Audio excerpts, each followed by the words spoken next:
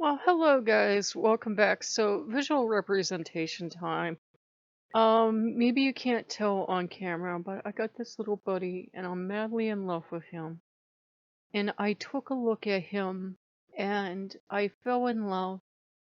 And I have read other, reviews of this particular wolf, not this exact wolf plushie, but other members of his pack. And, those reviews weren't too nice. They weren't too nice. But I fell in love with this little guy, and I know other people would send him back, and I know they would say, ugh, and they would send him back. But I got him, and he was squished up really tight in this plastic bag, in an almost flat mailer bag, and squished up in there with my allergy medication, just one of those, paperish, mailing bags.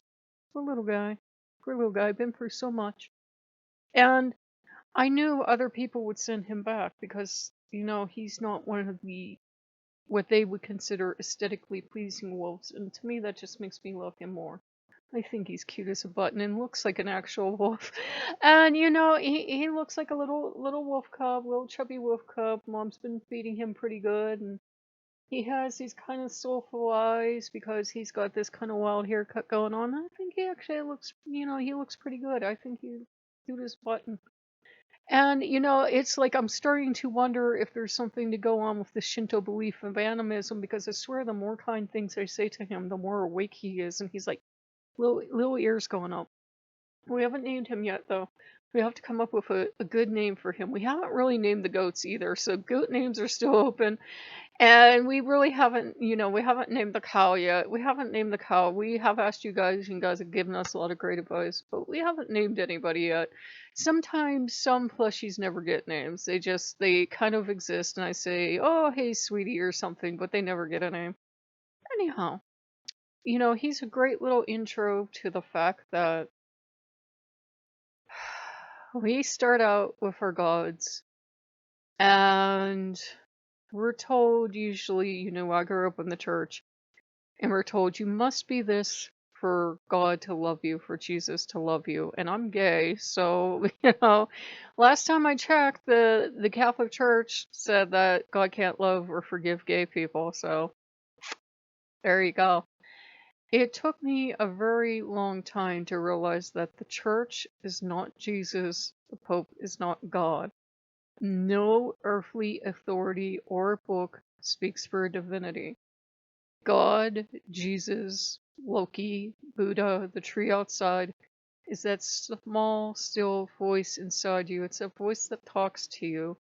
It's that voice that very bitter, atheist over on ex-Christian Reddit go, well, one day people will realize that imaginary voice in their head isn't real, and that imaginary stupid voice still talking to me and saying he loves me. No, that's God. That's God. I'm sorry that you've hit the point where you no longer, you no longer believe if that's the case, but that still small voice, that quiet voice saying, but I love you, and those arms reaching out with compassion, that's your deity, whoever it is, God, Jesus, Buddha, tree outside, Loki. And very often when the gods see us hurt each other, they do reach out with love, I had a couple people today that it felt like they were jumping down my throat and in Loki's name yet, and Loki's over there in the corner like, but I love you. I love you. I don't want you to be hurt. And all the gods were reaching out today, and that's not that I'm special. It's that I spend so much time with them that I could feel in the periphery all the gods going, come hug, come hug, come hug out. And the gods want us to give love to each other. It's very easy to give hate to each other, and I'm not saying I'm sainted. You're still going to see times where I'm going to be sad. You're still going to see times where I'm angry. You're going to still see me lose it. I'm a human being. But what the gods want from us is love. They want love. All the gifts in the world are all well and good. All the altars and, temples and everything else we can really build are good. But they want love, and I don't just mean like I say, oh, I love orange juice, or oh, I love this movie. I mean love, where and I know these can be scary words for some of us because they were used in a very negative way with us, where we have trust, and we have faith, And even though we've got all these problems and we've got all this scary stuff and we feel like we're watching the train come towards us, to have love, to have faith. And because the more you concentrate on the love, the more you concentrate on the faith, the more it pushes the fear out. There are a lot of great books. I can't make any recommendations because what works for some people, just makes other people even more agitated. But they talk about having faith. And not just from a Christian perspective, they talk about having faith. And the importance of meditation, because when we go down into meditation, whether you do visual, or do, whatever kind of meditation you do, you slow down. You let go of all your worries, and you let go of that person that yelled at you, and you let go of all the hurt and pain, and you let go of your illness, and you let go of, we all have ouch, my hand just cracked, that hurt. You let go of stuff like that. And, you go down into meditation, and there you can meet the gods. And you realize the more you concentrate on your love for the gods, the less all that other stuff matters. Yes, it hurt to grow up in the church. It hurt very deeply to grow up in the church. And it hurt even more recently to have that Christian friend just be consistently disappointing. And not because she was human, but because she claimed everything she did, it was kind of like God and Jesus had given her okay. And she wasn't that nice a person. And that really hurt. And I really thought, well, this is it. This is proof. Her and some other toxic Christians I knew, this is proof Jesus was never in my life. This is proof I was crazy, that this voice inside my head was, I need to be on really heavy duty medication. No, my dears. The people in your life, myself included, do not speak for the gods. They don't. I can't speak for the gods. I can't speak for Loki in your life. I can't speak for Jesus in your life. But I can tell you they love us, and they want the best for us. They don't want us to suffer. They want heaven on earth, whether it be Jesus or Loki or Dionysus or anyone else. They want us to feel loved. They want us to feel safe. If we want to set up an exciting life full of challenges, and I mean good challenges, sure, that too. And if we're going through a hard patch, they want to, at the very least, they want to walk beside us, and they want to love us, and they want to be there to, wrap you in that big spiritual hug when you're sad and you're scared, at the very least, and that's a hell of a lot. They want to give you that. They want to be there. They want to love you, and they want to just spend time with you. And what they want more than anything we can buy, more than any tattoo we can get, more than any book we can write, more than any channel we can make, they want love. They want love. They want that time with us. No, Odin used to correct me on it, and I'm a lot better on it. He said, you have a tendency, darling, to build an altar and walk away. Now, we had a rough patch, and we've talked about on the channel why we had a rough patch, but he was right. I have a tendency to build the altar, go, okay, we're great, and then I really never use the altar. Or it's just there and I'm okay with it, and I don't really need the space for anything else, but he's had to be the one to coax me into using the altars and using them for the spiritual recharge of the batteries they should be. That's actually what your altar should be, a place for you to go to, even if, I've heard of atheists that make altars and, they go and recharge. That's what it's there for. All these altars, all the stuff on them are awesome, but it doesn't mean anything if there's no love there, if you don't spend time together. And sometimes it's hard to show our God's love. Somebody may attack you in your God's name and jump down your throat, and you're very hurt. And believe me, had the recent attacks happened just a few years ago, I would have left the internet in a flood of tears, and I would have not talked to Loki, and you guys would have never seen me again. But thankfully, we have worked on our relationship since a couple years ago, and we've become closer, and we've learned that there are always going to be people that are going to try to hurt us because they're insecure in their relationship with the God, and you have to remember that.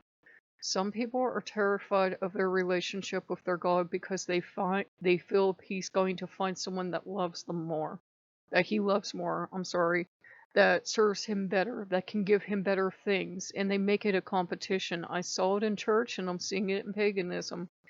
They don't understand what love is. They think love is things. They think love is a statue. They think love is money for the church. They think love is, devotionals where they hurt themselves, where they starve themselves, where they do other stuff. They think that's love. None of that stuff is love. Love is love. Love is love. Like, not the same kind of love I have for this little plush fellow, but, let's use him as a representation for the gods. Let's use him as a representation for, say, Loki.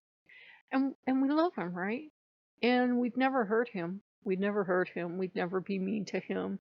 We'd never hit him or anything like that because we love him, and we'd be very gentle with him, right? He's nice and soft.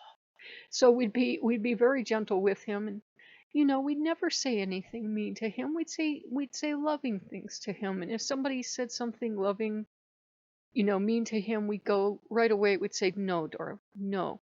We love you, and here's why we love you. And that person is being mean to you because they feel mean about themselves. And we would reassure him, right? And sometimes people are going to come up and like still pretend this is Loki. And they're going to say something really mean, and they're going to say, I know because Loki told me to say that. This little darling never said anything to anyone. He doesn't whisper in my ear and go, hey, I think you should say this to people.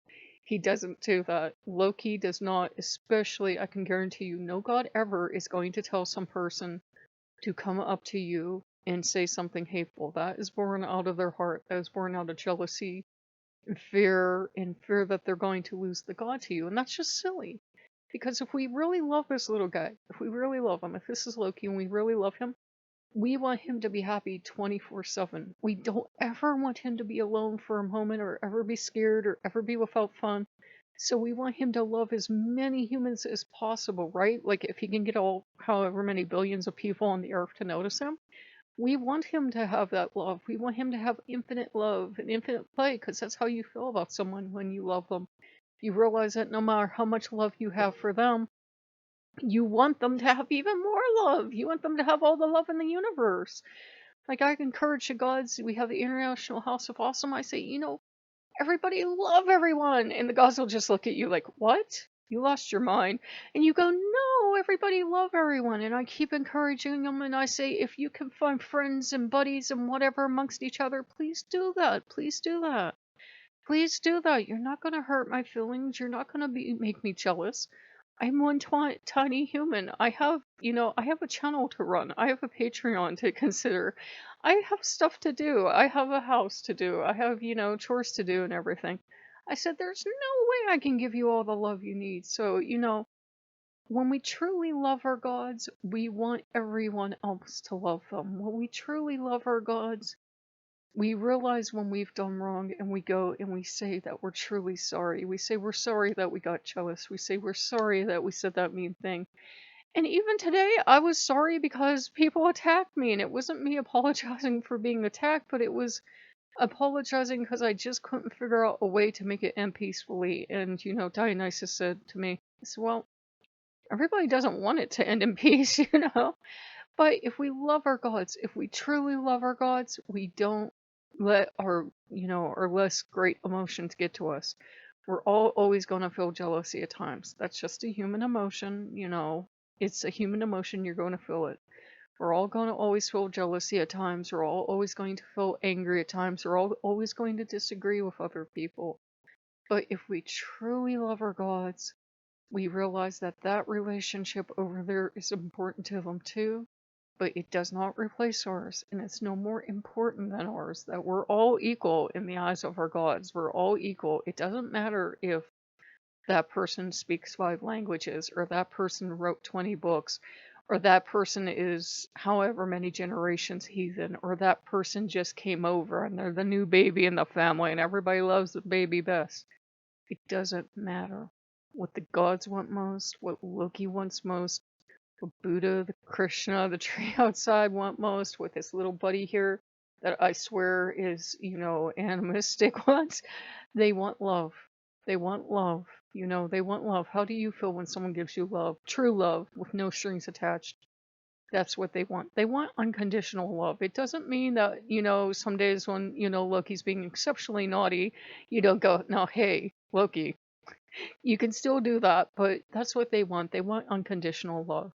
They know we're humans. They know we'll fall short. They know there are going to be times we're going to be crying, and they know there are going to be times when we're going to yell, and they know there's going to be times when we stomp around.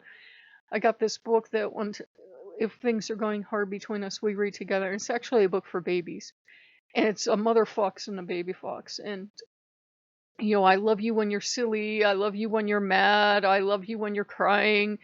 I love you.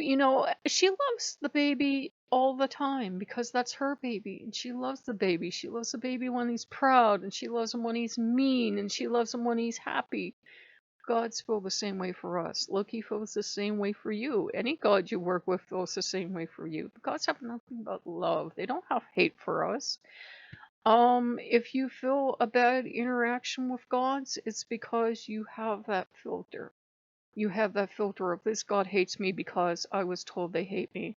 This god hates me because I'm not good enough. We have to work a very long time to get rid of that baggage, but it is possible, and we can get healthier relationships with our gods. Any relationship you have with any god, even if you get nothing else from this channel, should be based on love and trust. It doesn't mean that life instantly gets easier, but if you are more worried about your love, not even worried, if you're more concentrated on your love for your God, more concentrated on how wonderful they make you feel and how happy they make you feel and keeping them happy, everything else is still the same, but it's a lot better with them in your life. And then you start playing silly music and dancing around with Loki. So, guys, remember that Loki loves you.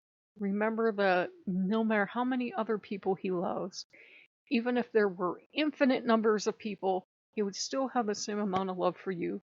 No one else is going to rush in and steal Loki from you, okay? I know it's scary. I know people claim that he loves him more. He does not. He does not, okay? Some people are just very insecure in their relationship, and some people need to work on that. And you will reach a point if you keep working at jealousy and you keep working at other stuff where it starts to get less and less important. And you go, what? And after a while, you go, you know what? Even if your God did love someone else more, and it's not possible, but even if they did, you would be okay because you would just want them happy.